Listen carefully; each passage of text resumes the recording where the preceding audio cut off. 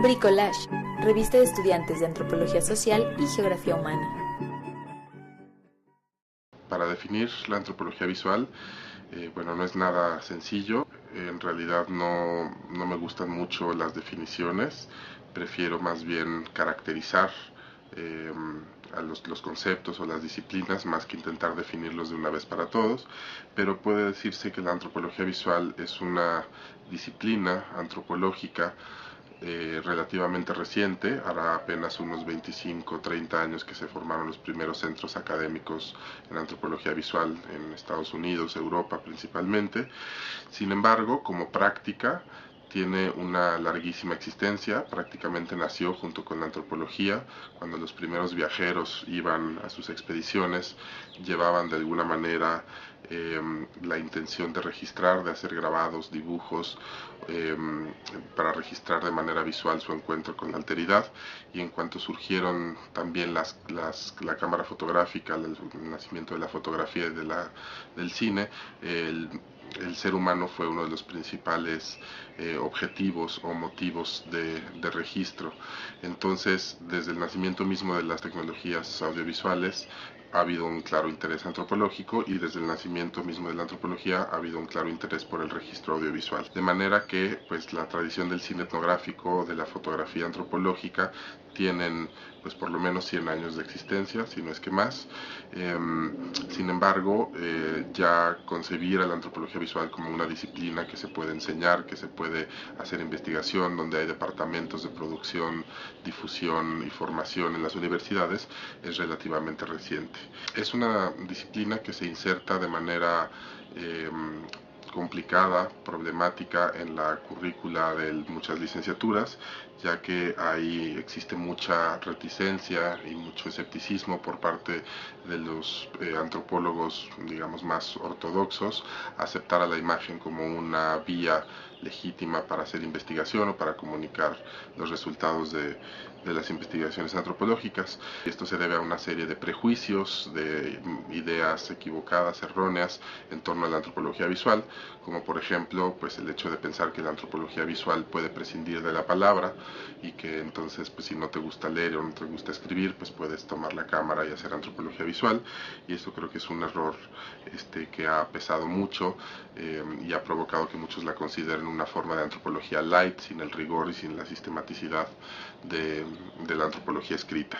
Pero en realidad la antropología visual puede y debe combinar de igual manera la palabra y la imagen como vehículos para generar conocimiento antropológico.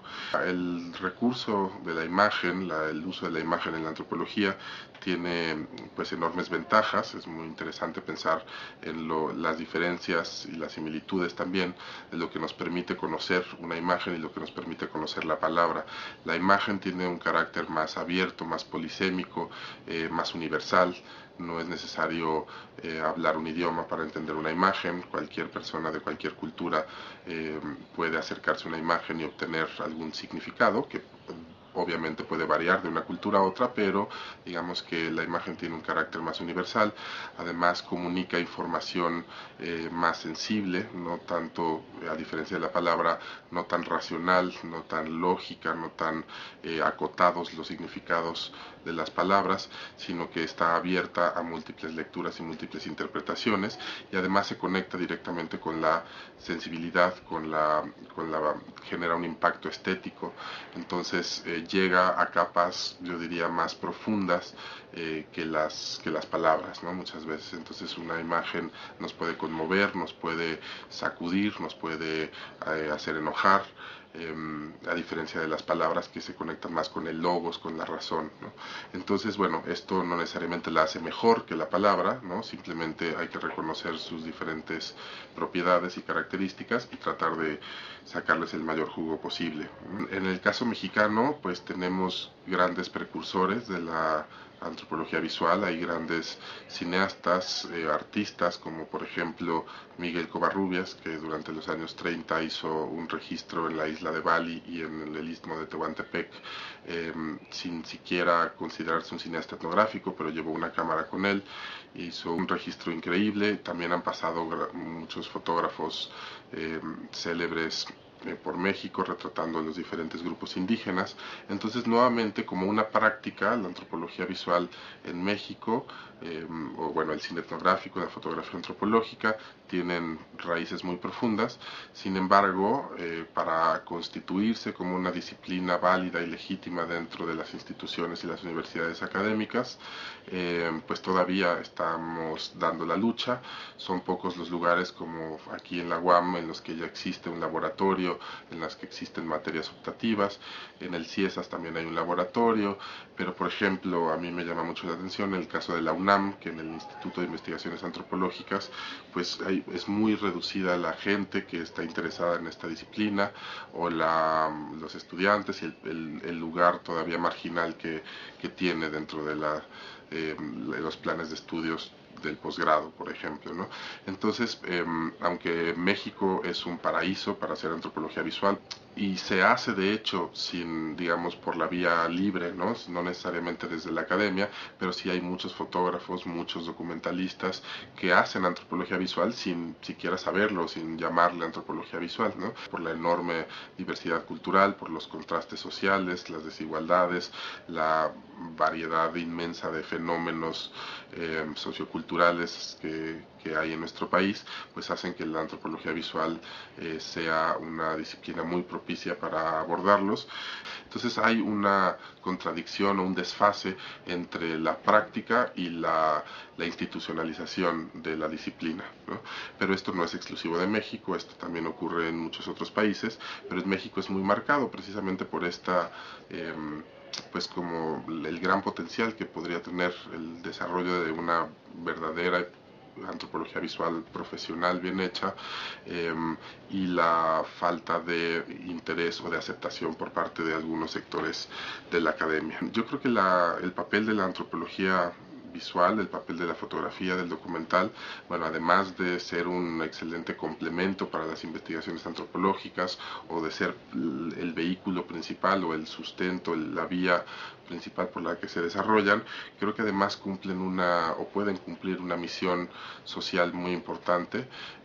Mientras una tesis o un libro antropológico se puede quedar pues durante años empolvándose en una biblioteca, los documentales, las fotografías tienen mayor alcance, son más accesibles para llegar a más gente. Entonces, en términos de la difusión, pues juegan un papel muy importante, ¿no? De la difusión del conocimiento antropológico.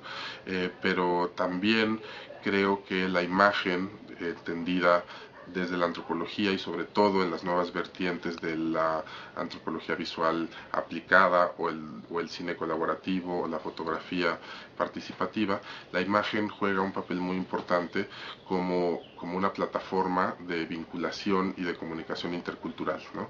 La imagen genera vínculos, la imagen despierta empatía, la imagen nos obliga a compartir la mirada con los otros, es un vehículo excelente, mucho más propicio que la palabra, para hacer trabajo colaborativo, conjunto con los otros, para ya dejar de hablar sobre la alteridad desde el punto de vista de una autoridad, de un antropólogo que nos va a explicar y nos va a dar una lección sobre una cultura.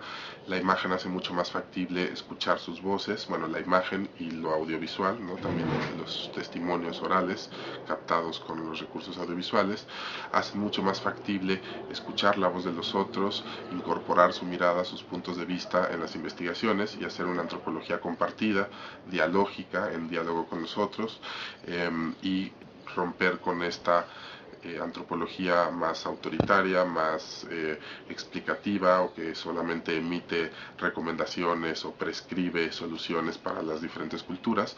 Y entonces, más que estudiar a la antropología visual, la imagen y los sonidos nos permiten entender a la gente, trabajar con la gente, escucharlos y aprender de ellos, ¿no?